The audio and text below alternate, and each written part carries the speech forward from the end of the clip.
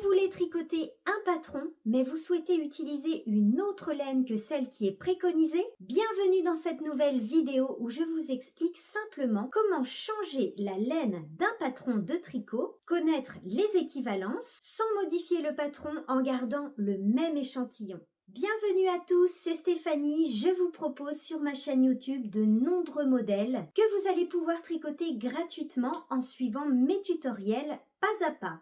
Et dans les commentaires, vous êtes nombreux à me demander si telle ou telle laine pourrait convenir pour mon modèle ou si tout simplement vous pouvez changer la laine d'un modèle. Et bien dans cette vidéo, je vous explique comment utiliser une autre laine que celle qui est préconisée dans le patron sans faire aucune modification en gardant le même échantillon. Pour que mes explications soient claires, je vais prendre des exemples concrets. On va donc prendre quelques modèles de ma chaîne YouTube et puis on va s'amuser à changer la laine et même parfois changer la matière. Et à la fin de la vidéo, vous allez avoir un petit exercice à faire. C'est pour voir si vous avez bien compris.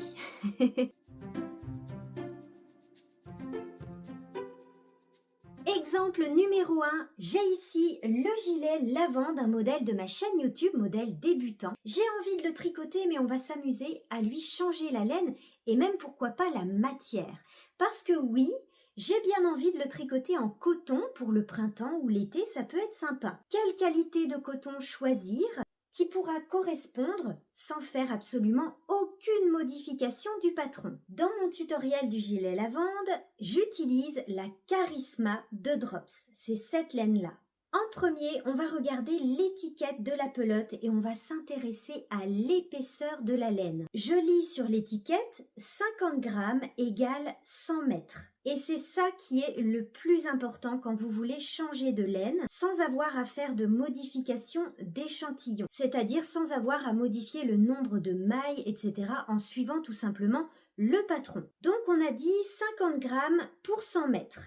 Donc là on a l'épaisseur de la laine. Et j'ai ici d'autres exemples de laine que vous allez pouvoir utiliser pour tricoter le gilet lavande. Premier exemple, la Lima de Drops qui a exactement la même épaisseur que la Charisma, c'est-à-dire 50 grammes pour 100 mètres. Donc là, c'est très facile. Et j'ai ici deux autres exemples qui peuvent aussi convenir pour le gilet lavande, puisque là, on est sur 110 mètres pour 50 grammes. Donc, il faut vraiment être aux alentours de 100 mètres. Si c'est pas pile 100 mètres pour 50 grammes, ce n'est pas très grave. Là, on s'en approche avec 110 mètres.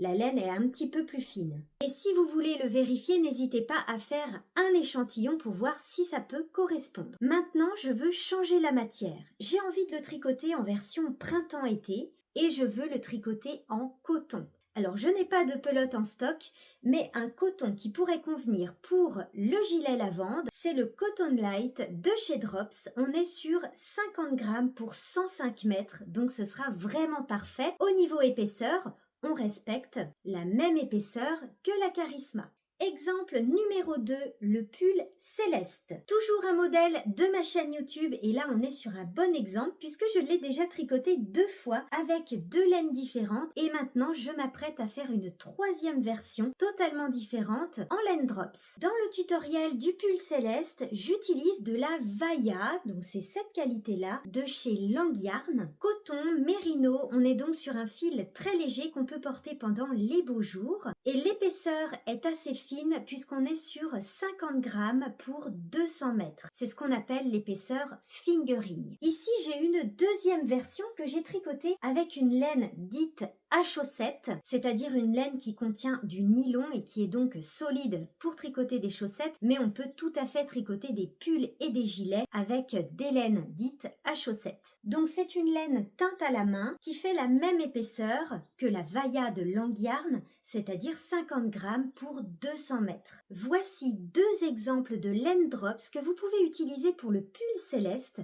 La Flora, on est sur 210 mètres, donc c'est bon, elle est un petit peu plus fine, mais ça ira. Et la Fabelle, qui est aussi une laine dite à chaussettes, puisqu'elle contient du nylon, 205 mètres pour 50 grammes, on est bon aussi. Et dans ce cas-là, on utilise donc la même quantité de pelotes que pour la Vaia, c'est-à-dire des pelotes de 50 grammes pour 200 mètres environ. Dans cette vidéo, je vous parle surtout de l'épaisseur d'une laine, mais sur l'étiquette, on a aussi le numéro d'aiguille, donc la taille d'aiguille, qui est préconisée pour tricoter la laine. Méfiez-vous de ce critère, puisque sur certaines marques, ça peut être trompeur. La taille d'aiguille indiquée sur l'étiquette d'une laine, d'une pelote de laine, n'est pas une obligation, c'est une recommandation. Donc voilà, il faut vraiment retenir ça. Les tailles d'aiguille qui sont indiquées sur les étiquettes, ce n'est pas une obligation, c'est une recommandation. Donc prenez en compte plutôt l'épaisseur de la laine, le métrage et le grammage. C'est vraiment le critère à prendre en compte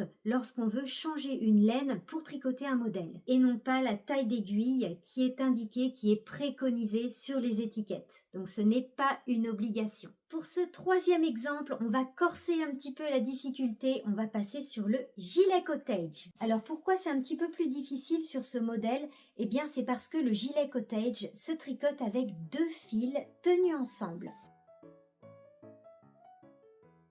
Voici une version tricotée avec 2 fils tenus ensemble de la Nord et de la Kit Silk, c'est-à-dire mohair et soie. Et ces 2 fils tenus ensemble correspondent à une épaisseur DK, c'est-à-dire la même épaisseur que la Fiesta ou la Daisy de Drops par exemple. Voici d'ailleurs une version tricotée avec la Daisy de Drops en fil simple, en suivant exactement les mêmes explications, donc le même nombre de mailles, que pour cette version qui est tricotée avec 2 fils tenus ensemble. Donc vous allez pouvoir utiliser par exemple la Daisy, la Fiesta, toujours en fil simple, pourquoi pas aussi la Lima. Et d'ailleurs vous voyez sur les étiquettes de chez Drops, les épaisseurs DK, ils appellent ça les fils de groupe B. Et les épaisseurs fingering, c'est le groupe A. Donc ça, c'est l'appellation de chez Drops. Et pour prendre un exemple d'une autre marque, la Baby Alpaga de chez We Are Knitters pourrait correspondre pour le gilet cottage, puisqu'ici, on a 50 grammes pour 112 mètres. Mais il faut aussi prendre en compte le fait que le rendu sera complètement différent si vous utilisez par exemple de la Daisy de Drops 100% mérino. Et ici, on est sur de l'alpaga, 100% alpaga.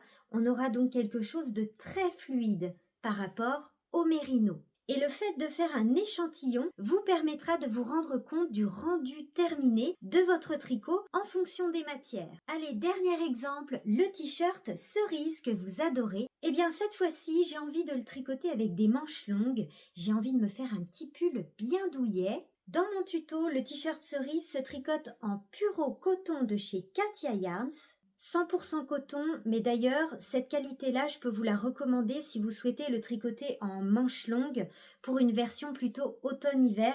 Elle conviendra parfaitement aussi si par exemple vous craignez la laine.